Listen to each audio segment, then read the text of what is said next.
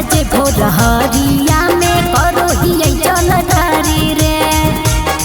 आगे सुन तू साथे चल छौड़ी बाबा के दुआरी गे, देखुन आशीर्वाद बाबा भोला त्रिपुरारी के।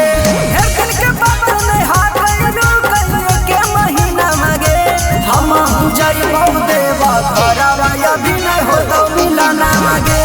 हम जइबौ देवा घरवा अभी नहीं हो तो मिलना मांगे।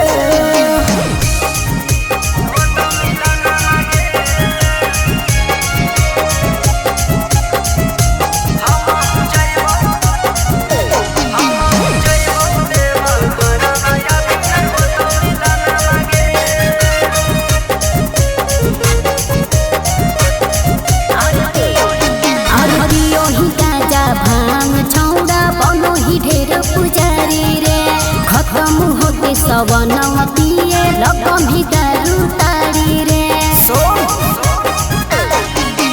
धीरज बरम सूरज सिंह के मानिल बतिया प्यारी गे, जैसन तू समझो हकी हियन वैसन पुजारी गे। अगर तोरा ले अइबो के सोना मा देव घर से चिन्हा मांगे, हम जइबौ देवा घरवा।